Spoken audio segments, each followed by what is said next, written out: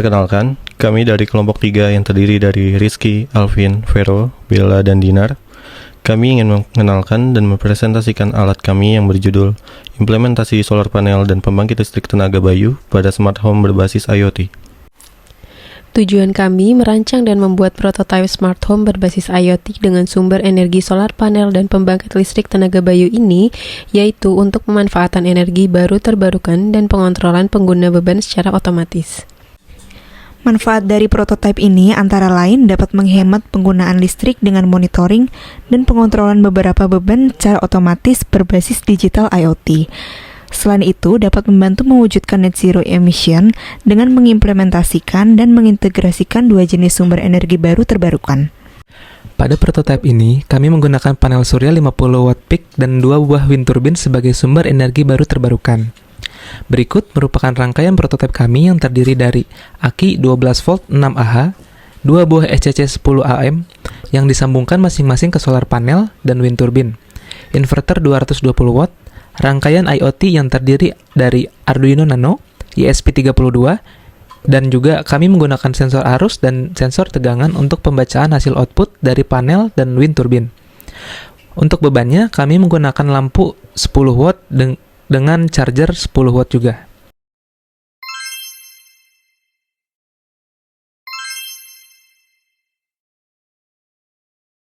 Di sini saya akan menjelaskan tentang cara kerja alat yang akan kami gunakan untuk project capstone design, yang mana kami menggunakan dua komponen utama, yaitu solar panel dan juga turbin angin.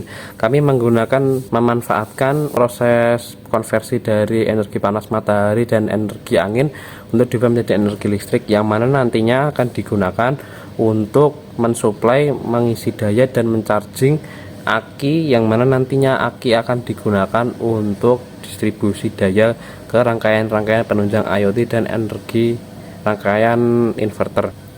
Dalam prosesnya kami menggunakan modul SCC atau Solar Charge Control, yang mana akan berfungsi sebagai pengaman apabila terjadi overcharging dari pembangkit ke aki. Dengan cara kerja, apabila terjadi overcharging maka fuse akan otomatis terputus. Untuk sistem IoT sendiri, kami menggunakan beberapa komponen microcontroller seperti ESP32, Arduino Nano, sensor arus dan sensor tegangan, yang mana akan digunakan untuk pengukuran output dari pembangkit tenaga surya dan tenaga bayu. Lalu ada modul relay yang mana akan digunakan untuk switching power, charger, dan lampu. Lalu untuk integrasi antara HP, WiFi, dan modul rangkaian, kami menggunakan microcontroller ESP32 yang mana memiliki fungsi khusus untuk integrasi WiFi dan rangkaian. Lalu untuk sensor sendiri kami menggunakan Arduino Nano untuk pengkondisi sinyal, yang mana kita menggunakan komunikasi serial pula untuk mengirimkan datanya ke ESP32 dan ditransfer datanya melalui aplikasi Blink yang ada di HP. Begitu pula sebaliknya, apabila kami ingin menggunakan sistem pengontrolan, maka kita cukup mengirimkan data dari aplikasi Blink ke rangkaian melalui WiFi dan diterima oleh ESP32 dan akan diproses langsung oleh ESP32. Interface sudah colokan dengan rangkaian tersebut. Kita bisa lihat di SCC 14,1 tegangannya. Kita lihat tegangannya didapat 16,12 dengan beban lampu SCC sedot jadi 14,5. Charger menyala, turun 14, sekian. Kita lihat tegangannya di aplikasinya, kurang lebih sama 14. Tegangan 14 dengan arus 4,35.